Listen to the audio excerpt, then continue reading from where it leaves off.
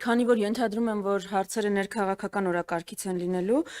ամեն դեպքում ուզում եմ արտաքին քաղաքական օրակարգի վերաբերյալ մի մեջբերում անել, հետո անդրադառնանք ձեր հարցերին։ Երեկ Իլհամ Ալիևը հանդես է եկել հայտարարություններով ադրբեջանցիների Հայաստանում բնակեցման մասին, այլ թեզերի մասին արդեն խոսվեց, բայց ես ուզում եմ ուշադրություն հրավիրել մի կարևոր հատվածի։ Իլհամ Ալիևը ուղիղ ասել է, որ ԵՀԿ Մինսկի խմբի ուղերձներից մեկը այն էր, որ իրենք պետք է գնան ու բանակցեն, երկրորդը այն էր, որ այլ լուծում չկա բացի բանակցությունները, երրորդը, որ Ադրբեջանը չի կարող պատերազմ սկսել, իսկ չորրորդը, որ եթե պատերազմ սկսեն, նրա դեմ պատժամիջոցներ կկիրառվեն։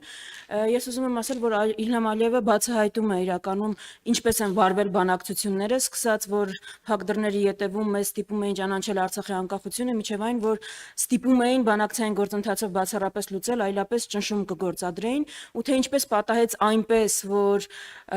բանակցային գործընթացը խեղվեց ու շեղվեց այնպես, որ Հայաստանը մենակ մնաց Հայաստանի դեմ սանձազերծված պատերազմում, ու հետո էլ գործող իշխանությունը այդպես հպարտորեն հայտարարում է, դե մենակ մնացինք մենք, մեզ օգնող չեղավ,